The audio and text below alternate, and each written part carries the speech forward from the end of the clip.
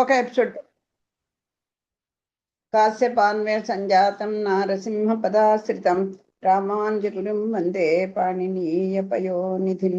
భాగవత సద్గోష్ఠికి సాధారణంగా ఆహ్వానం పలుకుతూ పెద్దలకు దాసం సమర్పించుకుంటూ ఈ రోజు మన భాగవత పట్టణాన్ని కొనసాగించుకుందాం. మనం అంబరీష్ ఉపాఖ్యానం చెప్పుకుంటున్నాం. దాంట్లో కోసకు వచ్చాం స్వామి కృపతో. అదెవరు ఆ మహర్షి దుర్వాస మహర్షి సుధర్మ చక్రానికి తట్టుకోలేక బ్రహ్మగారి దగ్గరికి పరమేశ్వరు దగ్గరికి వెళ్ళి వారి ఆజ్ఞ మేరగా స్వామి దగ్గరికి చేరుకోవడం. స్వామి, నువ్వు ఎక్కడ నా అంబరీషుడే నీకు దీనికి తొలగించగలరు, ఈ కష్టం నుంచి నెరవేర్చగలడు, నువ్వు ఆయన్నే శరణ వేడుకో, ఆయన మనసుకు నచ్చినట్టుగా ప్రవర్తించి అని చెప్తే పరుగున వస్తాడు. వచ్చితే ఈయన కూడా చాలా ప్రశాంతంగా రాజు ఈయన్ని ఆదరిస్తాడు. ఆదరించి ఆ సుదర్శన చక్రాన్ని ప్రార్థిస్తాడు. అమ్మ, నాకు ఇంకేం వద్దు, నువ్వు ఈ భక్తుడిని కొంచెం నువ్వు కాపాడి కష్టం నుంచి శరణార్థి వచ్చాడు కదా, నాకు అదే చాలమ్మా అని చెప్పి ప్రార్థిస్తాడు. దాని యొక్క వైభవాన్ని కూడా ఎంతో చక్కగా స్థుతిస్తాడు ఆ చక్రాన్ని అని చెప్పి, నువ్వు ఆ స్వామి చెప్పినట్టే చేసావు, రైటే, కానీ శరణార్థుల్ని రక్షించడానికి తగినటువంటి అన్ని లక్షణాలు కలిగి ఉండాలని నువ్వే కదా అంటే, సుదర్శన చక్రమే ఆకాశము, గాలి, సమస్త ప్రాణులు, ఇంద్రియాలు, అందరి యొక్క నీరు, నేల, ఆకాశము, అంటే ప్రపంచము, ఈ ముల్లోకాల్లో ఉన్నటువంటి ఈ జనులు అందరూ కూడా నీ అధీనంలోనే ఉన్నది. కాలం కూడా నీకే కట్టుబడి ఉంది. అంచేత నువ్వే నిజమైనటువంటి మూల తేజస్వి, అంచేత నీకు నమస్కరిస్తున్నాను, నిన్ను కాపాడు అని ప్రాధాయపడ్డారు. అప్పుడు చెప్తారు, నీ పరాక్రమ సాటి లేనిది, హరిచే వదలబడి నీవు విజృంభిస్తే, ఇంకా నువ్వు వస్తున్నావు అని తెలిస్తేనే ఈ రాక్షస సమూహం అందరూ కూడా ఎలాగూ చచ్చిపోతాం అని అనుకొని ఇంకా చూసేసరికే వీళ్ళు అవయవాలను తెగపడిపోయి చనిపోతారట. తర్వాత ధర్మమయమైనటువంటి నీ కాంతులు అక్కడ చదువుకున్నావు. రాత్రి కల్లో కనిపిస్తే కూడా నువ్వు ఆ రాక్షస సమూహానికి వాళ్ళు తెల్లవారుసరికి మృతులై ఉంటారు. అప్పుడు ఆ భార్యలందరూ కూడా తెల్లవారు చూసుకొని కొల్లుమంటారు. చీకటి వాపుచున్ వెలుగు సేయుచు సజ్జన కోటి నెల్ల సశ్రీకులంచేయు నీ రుచులు చెల్వగ ధర్మ సమేతలై నిన్ను వాకున ఇట్టి దట్టిదని వర్ణన చేయ విధాత నేరెండు అస్తోకము నీదు రూపుగలదు తుది అంత తుదిన్ లేదు పరాత్యమై. ధర్మమైనటువంటి నీ కాంతులు చీకటిని పారుద్రోలుతూ వెలుగును పుట్టిస్తూ సత్పురుషుల సమూహాన్ని సంపన్నం చేస్తాయి. నిన్ను మాటలతో వర్ణించడానికి ఆ బ్రహ్మదేవుడికే అలవి కాదు. పరమ శ్రేష్టమైన మహోన్నతమైన నీ రూపము పరాత్పర స్వరూపము, దానికి ఆద్యంతాలు లేవు అని ఆ సుదర్శన చక్రాన్ని ప్రార్థిస్తున్నాడు ఈ అక్రూరుడు. అంటే అంబరీషుడు అంటే భగవంతుని యొక్క ఆయుధాలైనా, ఆభరణాలైనా, ధరించినటువంటి మాలలైనా, ఆ నిర్మాల్యాలైనా అన్నీ కూడా అచేతన వస్తువులన్నీ కూడా చైతన్యం కలిగినవే అవుతాయి. ఆ స్వామి యొక్క పూర్తి శక్తులన్నీ కూడా అవి కూడా కలిగినవే అవుతాయి అని ఇప్పుడు దీన్ని బట్టి తెలుస్తాం. ఆ పైన సుదర్శన చక్రాన్ని వర్ణించిన దాన్ని బట్టి చూస్తే స్వామికి ఆయన ఇచ్చినటువంటి ఆ చక్రానికి అభేదాన్ని చూపిస్తున్నారు కదా. అలాగా కమలలోచనుండు కలుల శిక్షింపంగ పాలు చేయ నీవు పాలు పడితే ఆయన ఇంకా చాలు, ఆ పన్నుండయ్యున్న తపసిన్ కావు నీవు ధర్మవృత్తి. నీవు విష్ణు యొక్క ఆజ్ఞ చేత విష్ణువు దుష్టులను శిక్షించడానికి పంపగా నీవు ఆ పనికి పూనుకున్నావు. ఆయన ఆజ్ఞ మేరకే నువ్వు ఇలా చేస్తున్నావు, ఇంకా చాలు. నీ ఆపదను చిక్కినటువంటి ఈ తాపసుని ధర్మమైన నడవడితో కాపాడు. శరణన్నవాడిని తప్పు చేసినా సరే ఆ తప్పు చేశా అని చెప్పి పశ్చాత్తాపడి నిన్ను శరణు పెడితే రక్షించడం అనేది స్వామి యొక్క నిన్నే కనుక నువ్వు అది చేయడంలో సందేహించక్కర్లేదు అని చెప్తున్నారు.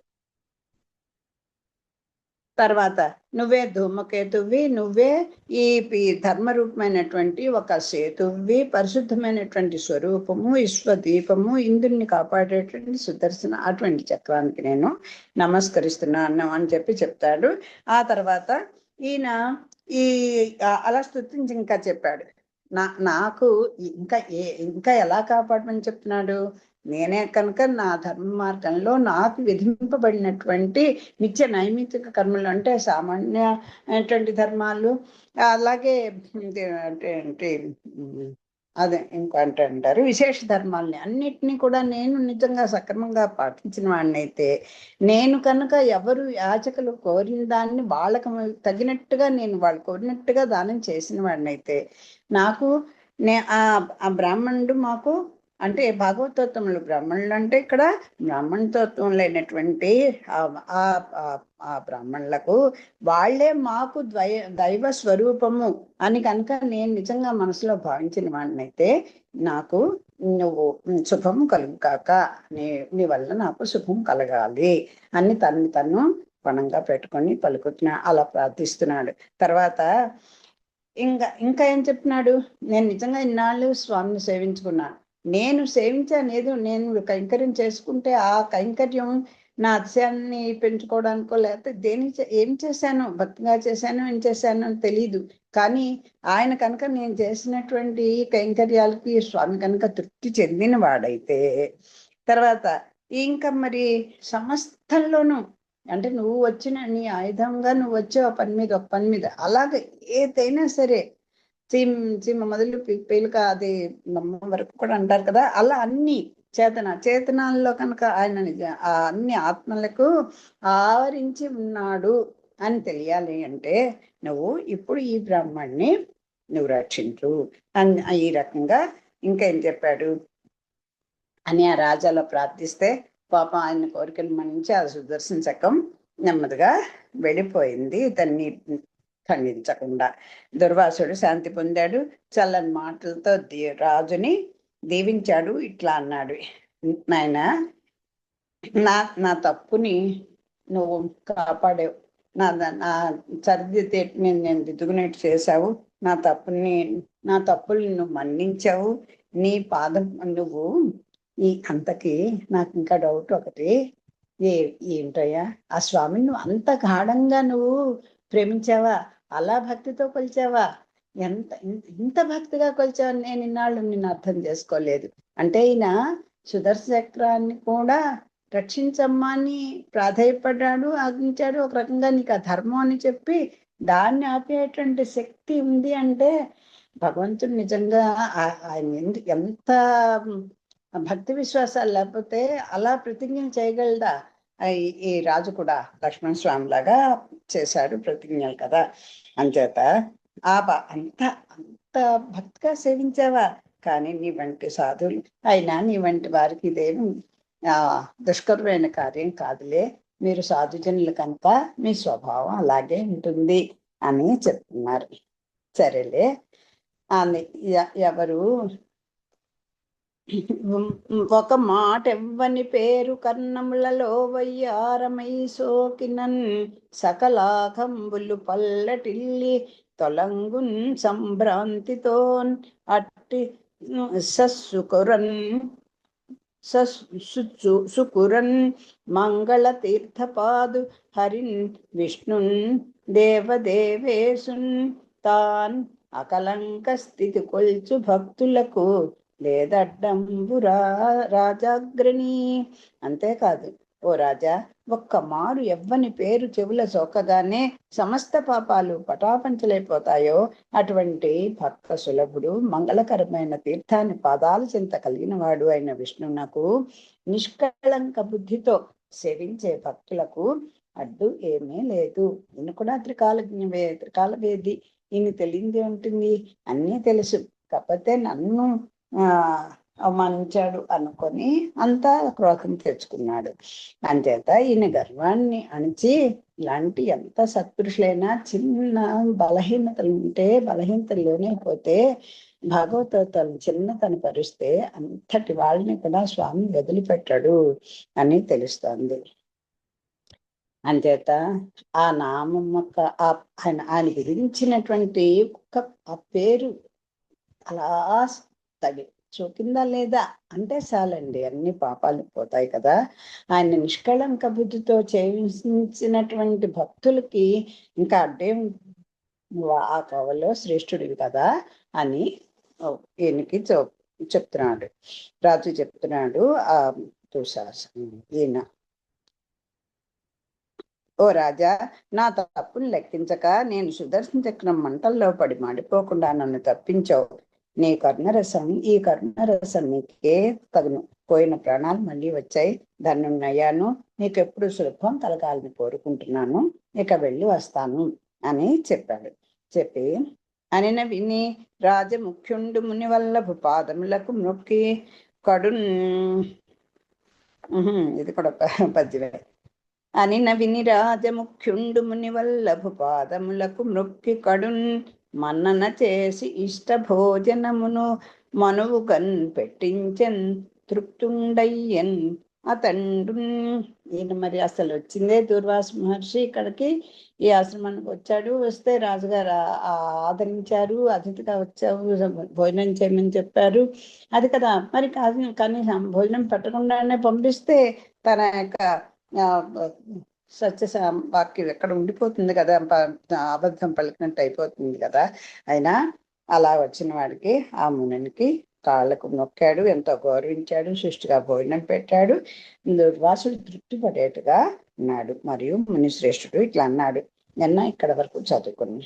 కంటిన్నేటికి నిన్ను నీ వచనముల్ కన్నద్వయ ప్రీతిగా వింటిన్ అన్నమున్గుంటి నీ గృహంబు నన్బెట్కన్ ఫలం బెప్పే నే ఏమంటిన్ పోయద నీ చరిత్ర మమరుల్ మర్త్యుల్ సుఖాసీనులై మింటన్ మేదిని సన్నుతింపన్ గలరీ మీద నరేంద్రాగ్రణి.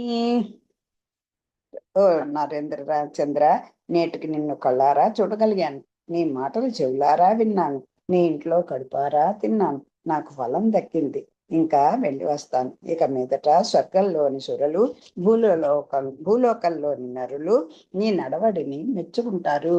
అంటే ఒక అతిథిగా మన ఇంటికి వచ్చిన వాళ్ళు, లేతే ఏదో మామూలుగా చూడడానికి వచ్చిన ఒక ఫ్రెండ్, ఎవ్వరని కాదు, అక్కడ వాళ్ళ స్థాయిని బట్టి కాదు, ఎవరైనా శత్రువైనా మన గడప వస్తే వాడు వెళ్ళేటప్పుడు అయ్యో ఇలాంటి వాడి విషయంలోనా నేను ఇంత విరోధం పెట్టుకున్నాను అనిపించేట్టు ఉండాలి. మన ప్రజెన్స్ కోరుకునేట్టుగా ఉండాలి. వచ్చిన వాళ్ళు ఇంకా 2 రోజులు ఉండిపోదాం ఉంది, కానీ తప్పదు వెళ్ళిపోతాం అని అనిపించుకోవాలి తప్ప వాళ్ళు వెళ్ళిపోయారు, అమ్మయ్య వెళ్ళిపోయారు మనం అనుకోకూడదు. ఎవరొక్కపోయి వీళ్ళ ఇంటికి వచ్చారా అని వచ్చిన వాళ్ళు అనుకోకూడదు. అలా ఉండాలని చెప్తున్నారు. ఈయన యొక్క ఆతిథ్యాన్ని చూసి ఎన్ని తప్పులు చేశాను, అసలు తప్పు చేశామన్న మాట ఎత్తకుండా ఆతిథ్యం ఇచ్చాడు, హాయిగా గౌరవించాడు, నమస్కరించాడు, సృష్టిగా ఆదరంగా భోజనం పెట్టి. అక్కడ కావాలి ఆదరణతో కూడినటువంటి, చూసావా నీ పని ఏమైందో అన్నట్టు మొహం పట్టలేదు, ఎంతో ఆదరంగా భక్తిగా సపాటు పెట్టి ఆయనకి పంపించాడు. అందుకని తృప్తి, ఆ అతిథి తృప్తి చెందినప్పుడే వాళ్ళ యొక్క ఆశీస్సుల్ని మనకి పొందగలుస్తాం అని చెప్పి దుర్వాసుండు అంబరీషుని దీవించి కీర్తించి మింటి తెరవున్న బ్రహ్మలోకమునకుంచనియే మునీశ్వరుడు తిరిగి చనువేళకు 1 సంవత్సరము నిండి వ్రతంబు పరిపూర్ణంబైనా అని చెప్పి దుర్వాసుడు అంబరీషుణ్ణి ఆశీర్వదించి అభినందించి ఆకాశ మార్గం గుండా బ్రహ్మలోకానికి వెళ్ళాడు. దుర్వాసుడు వచ్చి వెళ్ళినప్పటికీ 1 సంవత్సరం నుండి వ్రతం పూర్తయింది. దేవతా సంవత్సరంలో అవనిసురుడు గడు కుడువ అతి పవిత్రంబైన వంటకంబు భూమి వరుడు గుడిచే తపసి నిలుగు మాన్పంతానెంత వాడను హరికృపా మహత్వమనుచున్ తలచి. అది ఏదైనా ఒక దీన్ని మనం సాధించగలిగామంటే నేను కనుక అని అనేస్తామండి మనం. కానీ ఇక్కడ చెప్తున్నాడు, మనసులో అనుకున్నాడు, స్వామి ఎంతటి దయాపరుడు అయ్యా, నువ్వు పంపించినటువంటి చక్రం ఒక దీనుని, ఒక శరణాగతిని, మనం శరణాగతి వచ్చినటువంటి ఒక భాగవతోత్తముని, ఒక మహానుభావుని రక్షించావు కదా. ఎంత కృపాళు అయ్యా నా మీద, నువ్వెంత ప్రేమ నా మీద అన్నట్టుగా చెప్పుకుంటున్నాడండి. అది తన గొప్ప అనుకున్నా అనుకోండి, ఎంత పోతుంది. మళ్ళీ ఎప్పుడో అంబరీషుడు కూడా ఇలాంటి పరాభం చేసేవాడే స్వామి. ఇదిగో చెప్తున్నాడు చూడండి. అవనసురుడు కుడువా అతి పవిత్రంబైన వంటకంబు భూమి వరుండు కుడిచే తపసి ఎలుంగు మాన్పం తానెంత వాడను హరి కృపామహత్వమనుచున్ తలంచి ఋషి కష్టాన్ని మాన్పడానికి నేనెంతటి వాడిని, అంతా ఆ శ్రీహరి ప్రభావం అని మనసులో తలచి దూర్వాసుడు భోజనం చేసిన తర్వాత మిగిలిన పవిత్రమైన వంటకాన్ని అంబరీషుడు భుజించాడు. మరియు హరిన్ కొల్చుచుండు వారికి పరమేష్టి పదంబు మొదలు పదభోగంబుల్ నరక నరక సమములను తలంపునన్ ధరణి రాజ్యంబు తోడి తగులము మానెన్. హరి కొల్పుచుండు వారికి పరమేష్టి పదంబు మొదలు పదభోగంబుల్ నరక సమములు. అది హరిని సేవించే భక్తులకు బ్రహ్మ పదవి, హరిని సేవించే భక్తులకు ఆ బ్రహ్మ పదవి మొదలైన భోగభాగ్యాలన్నీ నరకంతో సమానమైనవనే తలంపుతో అంబరీషుడు రాజ్యం పట్ల మోహాన్ని మానుకున్నాడు. అంటే ఆ పరమ పదంలో ఉన్నటువంటి స్వామి దగ్గరికి మనం అచ్చరాజ మార్గంలో పెడుతుంటే ఈ స్వర్గ సుఖాల్లో ఉన్నాడు ఈయన. ఈ బ్రహ్మ పదవులు, ఇవన్నీ కూడా చాలా ఎంత చి అని తుచ్చంగా కనిపిస్తాయట. అది అలాగా అని ఇట్లు విరక్తుండై ఇంకా మొత్తం అసలు ఆ రాజ్యము బిడ్డలు ఇంకా ఏమాత్రం ఆ సవాసనగా వదులుకున్నాడు. ఇట్లు విరక్తుండై తనకు సదృశులైన తనయుల రావించి ధరణి భరం వారిన్ తల్ప పంచి కాననంబు చొచ్చె కామాది విజయుండై నరవిభుండు హరిసనాథుడగుచు. ఈ విధంగా విరక్తుడై కామాది హర్షడ్ వర్గాన్ని జయించిన అంబరీషుడు తనకు సాటి వచ్చే కొడుకులను పిలిపించి రాజ్యభారాన్ని వారికి అప్పచెప్పాడు. పిమ్మట హరి కటాక్షాన్ని పొంది తపస్సు కోసం అడవికి వెళ్ళాడు. ఈ అంబరీష చరితము తీయంబున విన్నం చదువ ధీ సంపన్నుండైయుండును భోగపరుండైయుండును నరుండు పుణ్యుండైయుండు.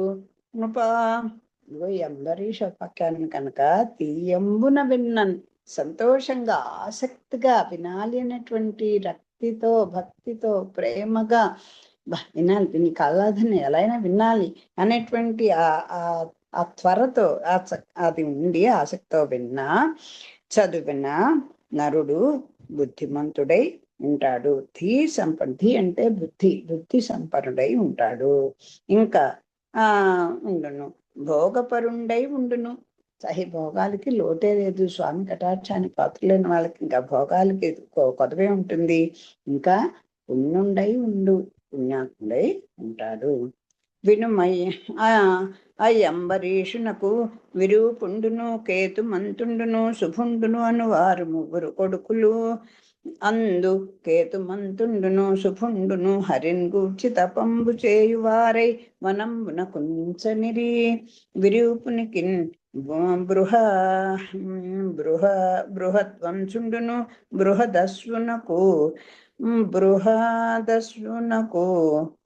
బృహదస్సునకు రథీతరుండును కలిగిరి. అమ్మహాత్మునికి సంతతి లేకున్న అంగిరసుండును మునీంద్రున్ అతని భార్య ఎందు బ్రహ్మ తేజోనిధులైన కొడుకులను కలిగించే వారలు రథీతర గోత్రులు అంగిరసులను బ్రాహ్మణులు నై ఇతరులందు ముఖ్యులై ప్రవర్తిల్లిరని చెప్పి శుకుండు ఇట్లనియే.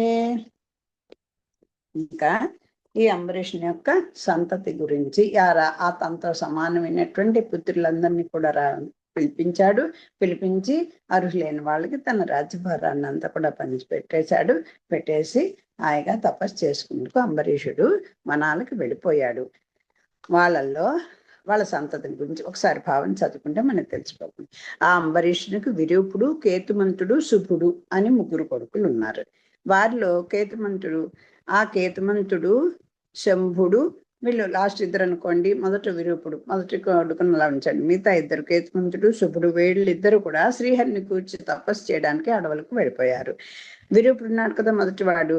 ఆ విరూపునికి బృహద్రస్సుడు, ఆ విరూపుని సంతతి చెప్పుకొస్తున్నారు. మొదటి అబ్బాయి సంతతిని. విరూపునికి పృషదస్సుడు, అతడికి రథీతరుడు అని 2 కొడుకులు పుట్టారు.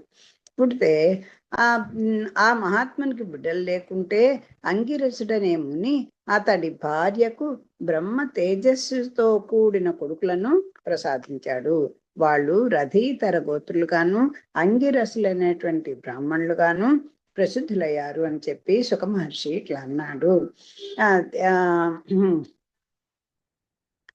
తపస్సు చేసి విరూపునికి వృషధ్వసుడు, అతని రథీతరుడు పుట్టాడు. ఇక్ష్వాకు వంశ క్రమాన్ని చెప్పుకొస్తున్నారు. మరి మను ఉన్నారు కదా, వైవస్వత మను గురించి కదా మనం చెప్పుకుంటున్నాం. దాంట్లో ఆయన యజ్ఞం చేశాడు. ఇలానే ఆడు పుట్టింది, కొన్నాళ్ళు మగవాడుగా ఉన్నాడు, కొన్నాళ్ళు ఆడదానిగా ఉన్నాడు. అలా జరిగిందంతా చెప్పుకుంటూ వచ్చాం. ఒకనాడు మనువు తుమ్మిన వికలుండుగా కతని ఘ్రణ వివరము వెంటన్ ప్రకటయసుండిక్ష్వాకుండు అకలంకుండు పుట్టే రవికులాధీసుండై. ఒకరోజు మనువు తుమ్మగా అతని ముక్కురంధ్రం నుండి గొప్ప కీర్తి కలిగిన ఇక్ష్వాకుడు పుట్టి సూర్యవంశానికి ప్రభు అయినాడు. ఈ సూర్యవంశము వాళ్ళలో వచ్చినటువంటి గొప్ప వాళ్ళందరి గురించి ఇంతసేపు చదువుకున్నాం. ఆ మనువు గురించి మళ్ళీ చెప్పుకొస్తున్నారు మొదటి నుంచి. ఇక్ష్వాకుల వంశం ఎలా వచ్చింది అని చెప్పుకొస్తున్నారు. ఇక్ష్వాకునకు పుత్రులెలమిన్ పుట్టిరి నోర్వు రమర వికుక్షియు నిమియు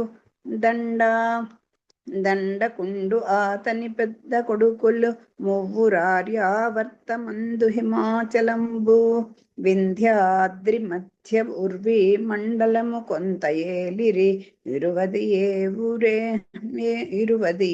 ఊరు.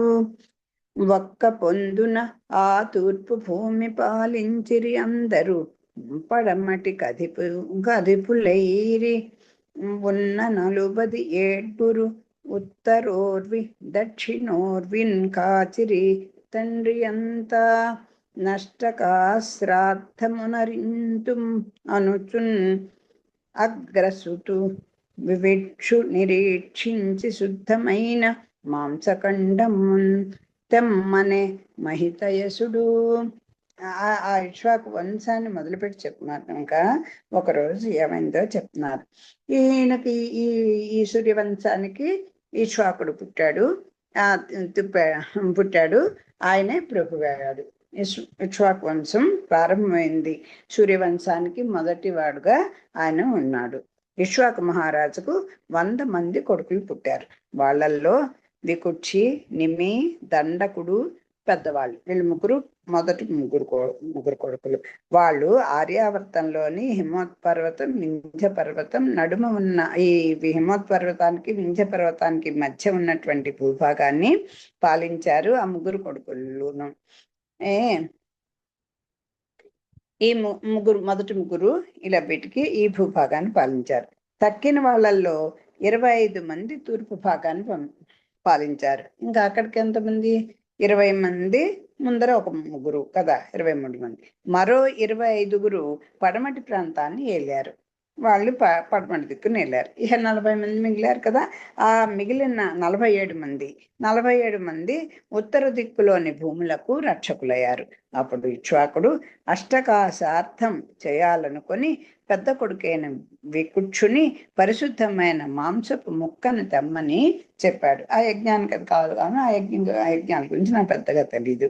ఆ పెద్ద కొడుకుని వికుక్షుని అడిగాడు. ఎవరు? రాజు, ఆ మను రాజుగా ఇక్ష్వాకుడు.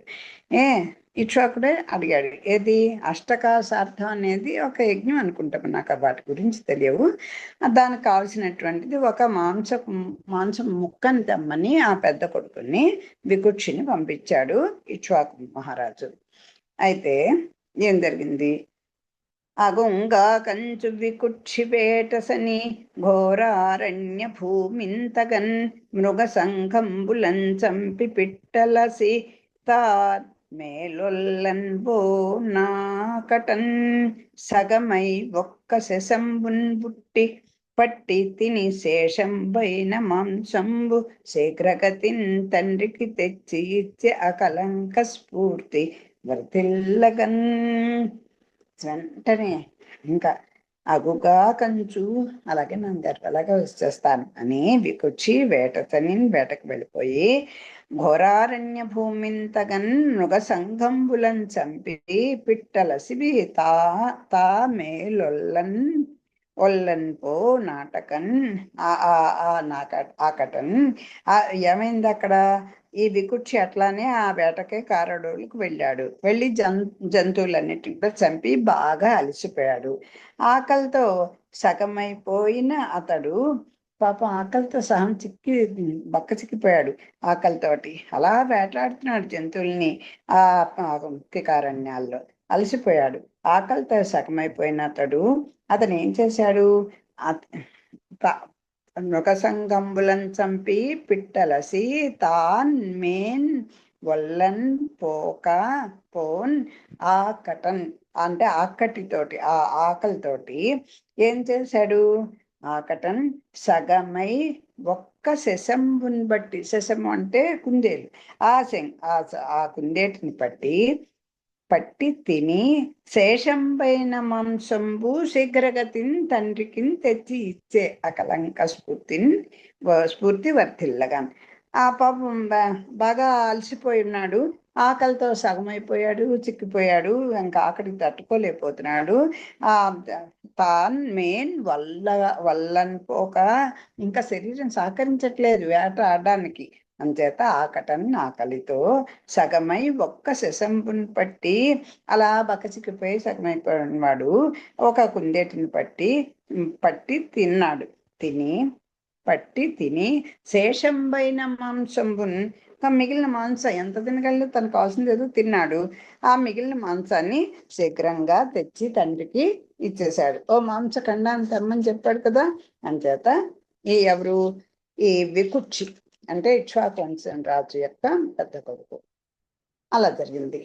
అయితే కులగురుండు వశిష్ఠుడంత వికుక్షి కుందేలు తింట లోపల నెరింగి అనర్హమెంగిలిపై కృతం పైతృకంబనరింపన్ వలదు వీడు దురాత్మకుండనన్ వాని తండ్రియు వానిన్ చెంతలను చెంతలను చేరన్నీక దేశము దాంటిపో నడచెన్ బడిన్. సరే, ఇంటికి వచ్చేసాడు పాపం. వాళ్ళ నాన్నగారు మాంసం ముక్క తెమ్మన్నారు కదా, తను కుందేళ్ళలో తను తినగా మిగిలిన మాంసఖండాన్ని తెచ్చి తండ్రికి ఇచ్చాడు. మరి వశిష్ఠుల వారు వీరికి గురువులు కదా. ఆ కుల గురువు అయినటువంటి వశిష్ఠుడికి జరిగిన విషయం అంతా తెలిసిపోయింది. ఆ ముక్క తెచ్చి చూడగానే, ఓహో, ఈయన సహం తిని మిగిలిన ఎంగిలి ముక్కని తీసుకొచ్చి ఇచ్చాడు తండ్రికి. ఇలాంటి చేయటం చేత ఈ ఎంగిలి మాంసాన్ని పితృకర్మ, అది ఇప్పుడు అర్థమైంది నాకు. ఆ పితృకర్మ అంటే అది పైన చెప్పుకున్నాం కదా, అష్టకాశార్థం అంటే పితృకార్యానికి అన్నమాట. ఈ ఎంగిలి మాంసం పితృకర్మ చేయటానికి పనికిరాదు, వీడు దుర్మార్గుడు, అంచేత నువ్వు ఇది పనికిరాదు అని చెప్పేశాడు వశిష్ఠుడు. మరి గురువు గారు ఆజ్ఞకి ఇంకేం చేయాలి? ఇంకా ఈ విశ్వాకుడు కూడా, వీళ్ళందరూ మంచి శుచి శుభ్రతం కలిగిన వారు, ఒక మంచి పద్ధతిగా ఉంటున్నవాడు కదా. ఆ ఇక్ష్వాకుడు కూడా ఈ వికుక్షిని ఏం చేశాడంటే, నువ్వు ఈ రాజ్యం వదిలి వెళ్ళిపో అని శిక్ష వేశాడు. వెళ్ళిపోయాడు పాప అతను. కొడుకు వెడలగొట్టి గుణవంతుండు ఇక్ష్వాకుండు ఆ వశిష్ఠుండేమి ఆనతిచ్చే అది ఉంచేసి యోగి యైవనంబున కళేబరము విడిచి ముక్తి పదము నొందే. ఆ విధంగా కొడుకును వెళ్ళగొట్టిన గుణవంతుడైన ఇక్ష్వాకుడు వశిష్ఠుడు ఆనతిచ్చినట్టు చేసి యోగి అయి అడవులకు వెళ్ళి శరీరం వదిలి ముక్తి పొందినాడు. సరే ఆ కొడుకుని పాపం అలాగా పంపించేశాడు. పంపించేసి తను యోగి అయిపోయి అడవులకు వెళ్ళి కొన్నాళ్ళకి శరీరాన్ని వదిలిపెట్టేశాడు. ముక్తి పొందాడు ఇక్ష్వాకుడు. ఎందుకంటే ధర్మబద్ధంగా ఆయన ప్రవర్తించిన కొడుకు అని కూడా చూడకుండా ధర్మబద్ధంగా ఉండడం చేత కొసకి ముక్తిని పొందాడు. జనకుడు ముక్తిని పొందనయసాలి వికుక్షి శశాదుడంచు భూజనులను తింప ఈ ధరణి చక్రమ శేషము నేలి యాగముల్ కొనగొని చేసెన్ ప్రీతి హరిన్ గూర్చి పురంజయున్ పుత్రున్ కాంచెన్ పేర్కొని అమరేంద్ర బాహుండు కకుచ్చుండు అంచున్ వాణి లోకముల్ అంచున్ వాణి లోకముల్. ఇంకేమండి, జనకుడు ముక్తిని పొంది అలా పొందాక ఈ నయశాలి, నయం అంటే నమ్రత కలిగిన వాడు కదా, నీతిమంతుడైనటువంటి వికుచ్చున్నాడు కదా, పాపం దేశ బహిష్కరణకి లోనైపోయి ఉన్నాడు కదా.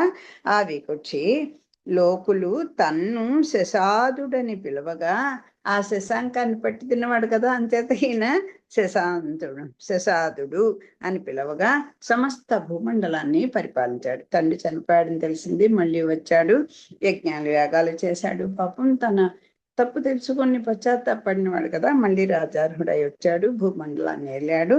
ఆ శశాదుడు అనేది పిలువబడ్డాడు. అతడు శ్రీహరిని గూర్చి భూజనులను తింపన్ ఈ ధరణి చక్రం అశేషముని ఏలి యాగముల్ కొనగొని చేసన్ ప్రీతి హరిని గూర్చి. ఆ స్వామి ప్రియం హరిని గూర్చి చాలా ప్రీతితో అనేకమైనటువంటి యాగాలు చేశాట ఈ వికుక్షి. చేసి పురంజయుడు అనే కొడుకును కన్నాడు. ఈయన కొడుకు, ఈ వికుక్షి యొక్క కొడుకు పురంజయుడు. పురంజయుడు అనేటువంటి కొడుకును కన్నాడు. అతడిని లోకాలన్నీ అమరేంద్రవాహుడని కకుచ్చుడని పేర్కొన్నారు. ఈ పురంజయుడు కూడా తండ్రిని తాతని కూడా మించినటువంటి చాలా గొప్పవాడు. అమరేంద్రవాహుడు ఈయన అని చెప్పి, అలాగే కకుచ్చుడు కకుచ్చు వంశంలో నుంచి వచ్చిన వాడు కనుక కకుచ్చుడని ఇతన్ని పేర్కొన్నాయి.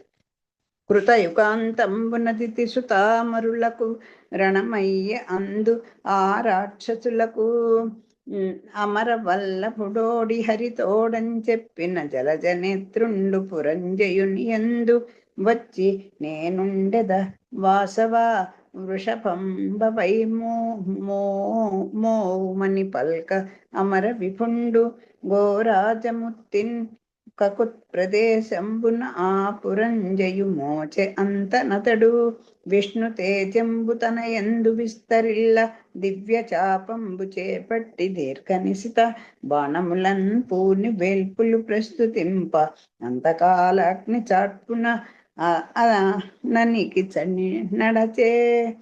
ఇంకా కృతాంతంబున అంటే కృతయుగంలో దితిసుత అమరులకు, దితిసుతులు ఎవరు?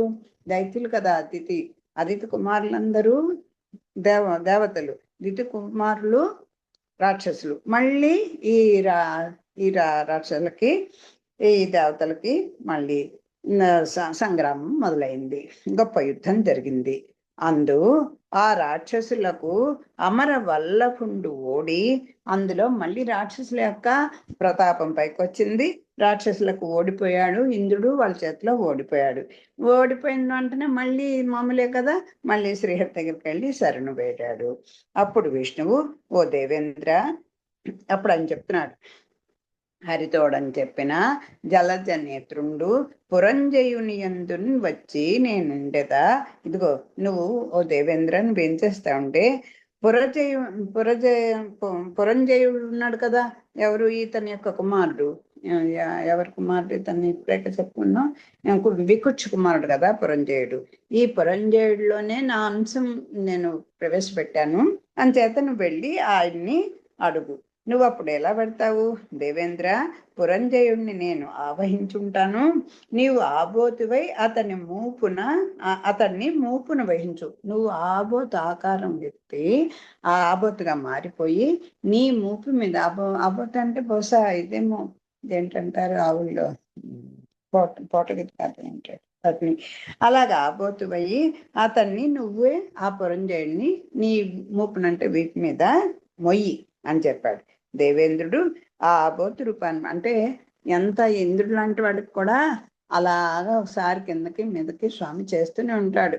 అది కాస్త మనకు అహంకారం వచ్చినప్పుడు.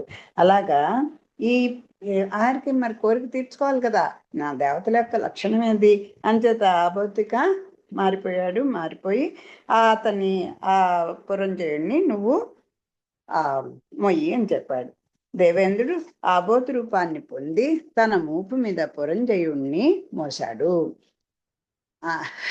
అంటే ఇతను ఎవరు మొదట వచ్చింది సూర్యవంశాన్ని ఇక్ష్వాకుడు కొడుకు వికుక్షుడు కొడుకు పురంజయుడు కదా.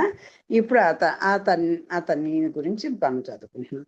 ఆ పురంజయుడిని మోసాడు. అప్పుడు అతడు విష్ణు తేజస్సు తనలో వ్యాపింపగా దివ్యమైన ధనస్సును చేతపట్టి వాడి బాణాలను ధరించి దేవతలు పొగొడుచుండగా ప్రళయ కాలాగ్నిలాగా యుద్ధానికి వెళ్ళాడు.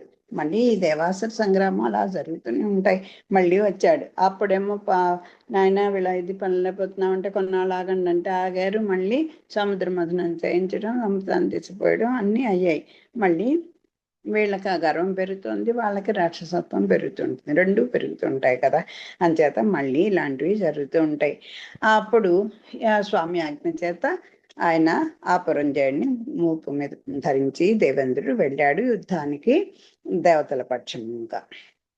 నడచి శరావళిన్ ధనుజనాథులు మేనులు చించి కంఠముల్ దొడిందొడింత్రుంచి కాలు పురి త్రోవకున్ కొందరన్ పుచ్చి కొందరన్ వడి ఉరగాలయంబున నివాసము చేయంగన్ తోలి అంత ఊరడక నిశాచరేంద్రుల పురంబులు పుల్చే పురంజయాఖ్యతన్. ఇంకా ఈ పురంజయుడే మహా గొప్పవాడు. దానికి భగవద్ అంశం దాంట్లో ఇంకా ప్రవేశిస్తే చెప్పాలా, సాక్షాత్తు స్వామి అలా చేసేస్తాడు కదా. అలా వెళ్ళిపోయాడు. నడచి శరావళిన్ ధనుజనాథుల మేనులు త్రుంచి కంఠములు దొడిదొడిని త్రుంచి టక్ టక్ టక్ ఆటంబంలాగా అలా నరుక్కుంటూ వెళ్ళిపోయాడు. ఈ రాక్షస శ్రేష్ఠులందరినీ ఫస్ట్ నరికి పారేశాడు. దొడింత్రుంచి ఎంత వేగంగా ఆ హనుమ కూడా అంత వేగంగా అది లంకను కాల్చలేదేమో. అలాగా కంఠములు దొడింత్రుంచి కాలు పురి త్రోవకను కొందరని పుచ్చి వాటి ఖండించాడు. కొందరిని యమపురికి పంపించేశారు. కొందరన్ వడిన్ ఉరగాలయంబునన్ నివాసము చేయంగంతోడి. ఉరగాలయం అంటే నాగులు, ఉరగములు అంటే పాములు కదా. పాముల యొక్క వాసస్థానం ఏంటి? పాతాళం. దాంట్లోకి తొక్కేశాడు కొంతమందిని. ఆ పాతాళానికి పొండని కొంతమంది రాక్షసుల్ని పాతాళానికి తమిరి కొట్టాడు. తోలి అంతన్ ఊరడక, ఇంకా తృప్తి తీరలేదు వాళ్ళకి, వీళ్ళని అంతం చేసిపోయాలి, అంతటితో ఊరుకోక అంతన్ ఊరడక ఇంకా తృప్తి తీరలేదు. ఊరడక అంటే ఇంకా ఎంతకీ తృప్తి తీరక ఊరుకోక పురంజయుడని ప్రసిద్ధి పొందేటట్లుగా, పురాలను జయించిన వాడు కదా పురంజయుడు అంటే, పురాలను జయించిన వాడు. అంచేత ఊరుకోక పురంజయుడని ప్రసిద్ధి పొందేటట్టుగా రాక్షసరాజుల పురాలను కూడా కొల్లగొట్టాడు. పురంజయుడు అంటే ఈ రాక్షసరాజుల యొక్క భవనాలన్నిటిని కూడా మొత్తం కొల్లగొట్టేశాడు. అని చేత ఈయన పురంజయుడు అని పేరుతో ఉన్నాడు. ఈ విధంగా అయిపోయిందా? ఓకే, సరేనా, బాగుంది. కానీ మరి వాళ్ళు పాపం